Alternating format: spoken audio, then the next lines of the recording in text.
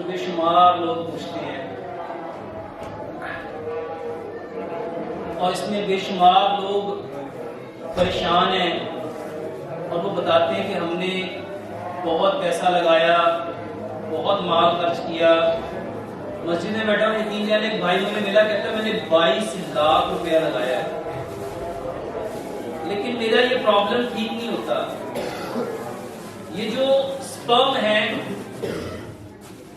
یہ اس کا کاؤنٹ نہیں بڑھتا، ایزوسپرمیا ہو جاتا ہے، لوگوں کے سپرم ڈیڈ ہو جاتے ہیں، نیل ہو جاتے ہیں، اور جس کی وجہ سے انسان نامرد ہو جاتا ہے، وہ بچہ پیدا کرنے کی صلاحیت نہیں رکھتا اور اس کے ہاں اولاد نہیں ہوتی، اور لوگ روتے ہیں۔ میرے محترم بھائیوں، ایک بات بہت کلیئرلی سمجھ لو، اسلام واحد وہ راستہ ہے، وہ طریقہ ہے، وہ ضابطہ ہے جس نے کائنات کے ہر مسئلے کا حل بتایا ہے۔ اگر ہر مسئلے کا حل بتایا ہے تو میرے محترم بھائیوں اس مسئلے کا حل بھی بتانا چاہیے۔ حکیم لقمان یہ وہ انسان ہے جس کو اللہ تعالیٰ نے اتنا پسند کیا، اتنا پسند کیا، اتنا پسند کیا کہ اللہ سبحانہ و تعالیٰ نے ان کے نام کی پوری صورت قرآن میں اتار دی۔ حکیم لقمان اپنے بیٹے کو نصیحت کرتے ہوئے کہا کرتے تھے، یہ جو تخم ہوتے ہیں نا اس کو تخم تقویت دیتے ہیں، بیج کو بیج بڑھاتا ہے۔ یہ جتنے لوگوں کو سپرمز کا پرابلم ہے، سپرم کاؤنٹ بڑھتے نہیں ہیں، ایزوسپرمیا ہے، ان کے سپرم زیرو ہو گئے ہیں، میرے محترم بھائیوں 3 باتیں اپنے پلے باندھ لو۔ پیارے پیغمبر جناب محمد صلی اللہ علیہ وآلہ وسلم کو اللہ سبحانہ و تعالیٰ نے اس کائنات کے ہر مسئلے کے لیے رحمت بنا کے بھیجا ہے۔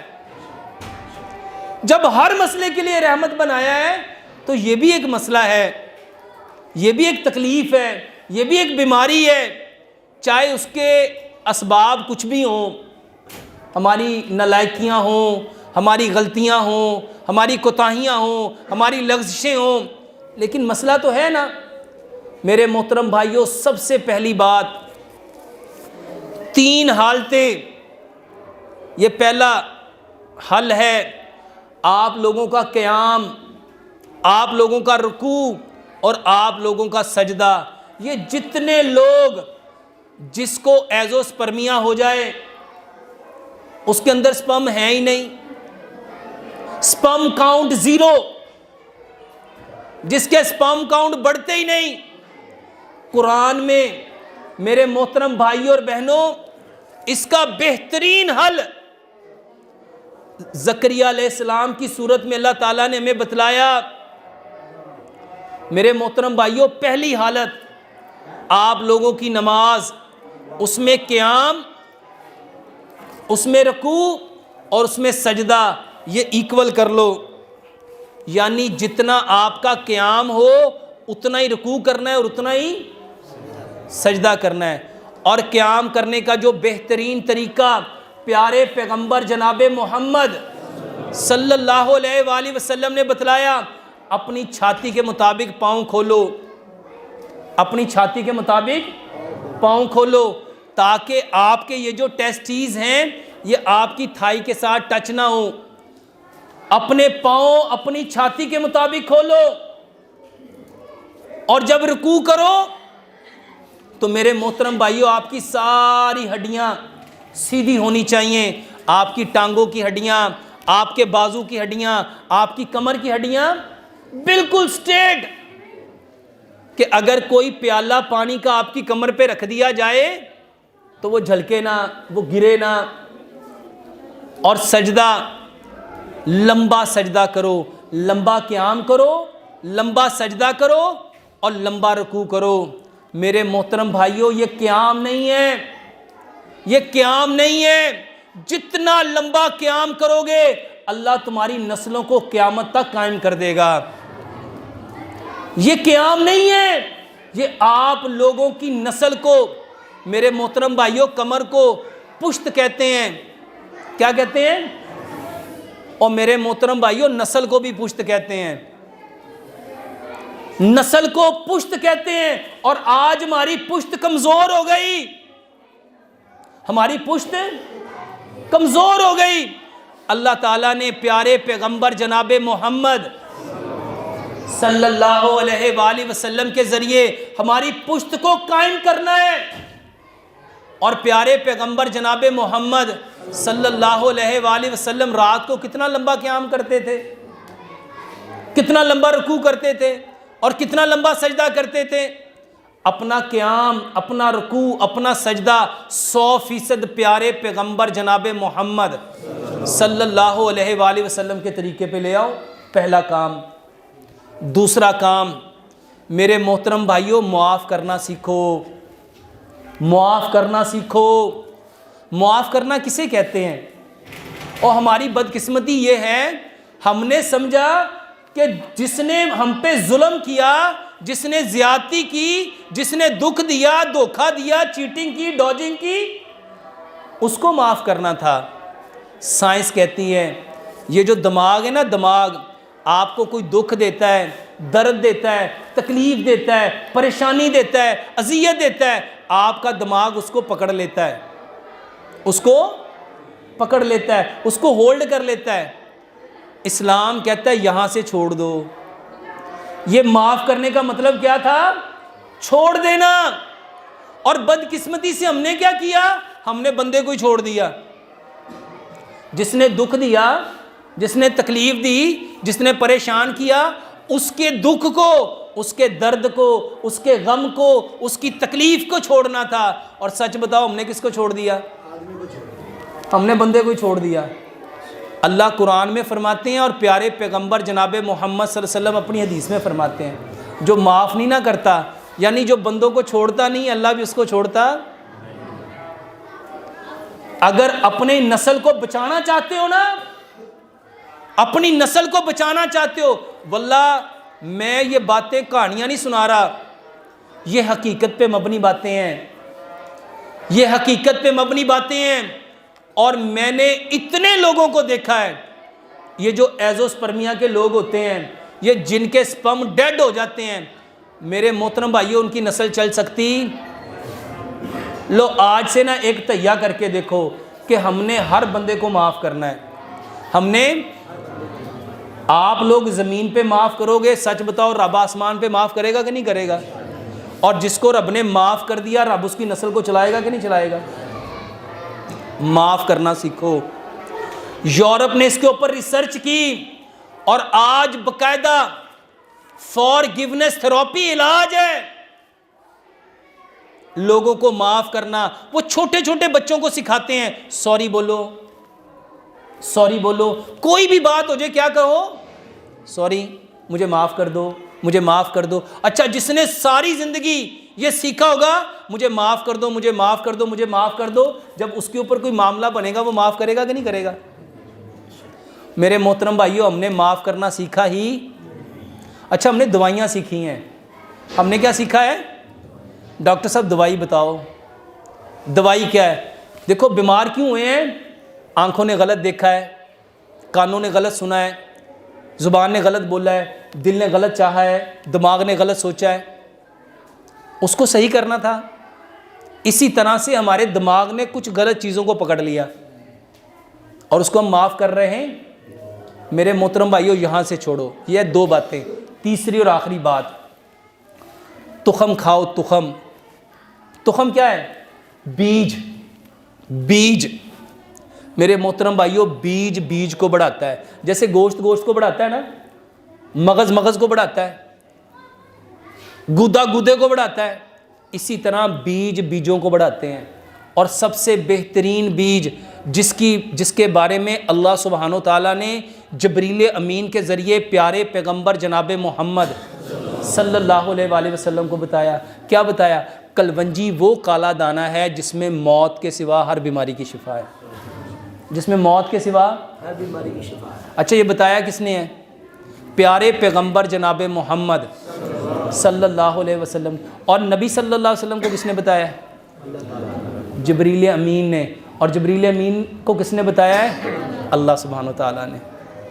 اور دوسرا دانہ میرے محترم بھائیو، دوسرا بیج میتھی دانہ ہے.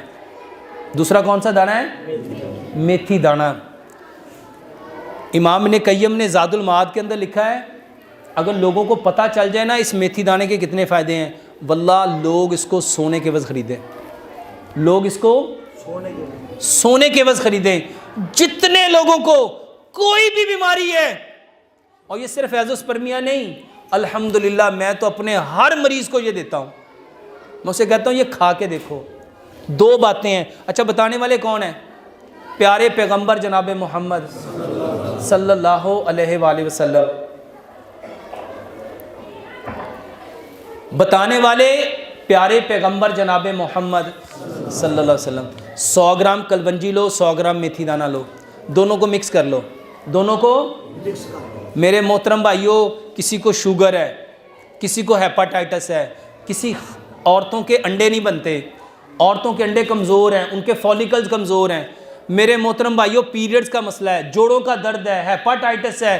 میرے محترم بھائیوں کوئی بیماری ہے، 45 دن اس کو استعمال کر کے دیکھ لو. اس کو آپ کو خود پتہ چل جائے گا کتنا فائدہ ہوتا ہے. 100 گرام کلونجی، 100 گرام میتھی دانہ لو، دونوں کو مکس کر لو. 5 گلاس پانی میں 3 چائے کے چمچ یہ دونوں کے ڈال دو. 100 گرام دونوں لے لیا، مکس کیا، 3 چائے کے چمچ ڈالے. 3 چمچ اس میں گڑ ملا لو، اگر شوگر ہے تو گڑ نہ ملاؤ.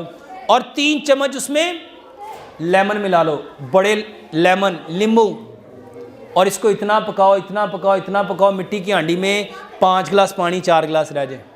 اور میرے محترم بھائیو اس کو مٹی کے برتن میں، مٹی کے جگ میں ڈال کے رکھ دو تاکہ یہ مٹی کا برتن اس کی گرمی کو اپنے اندر جذب کر لے.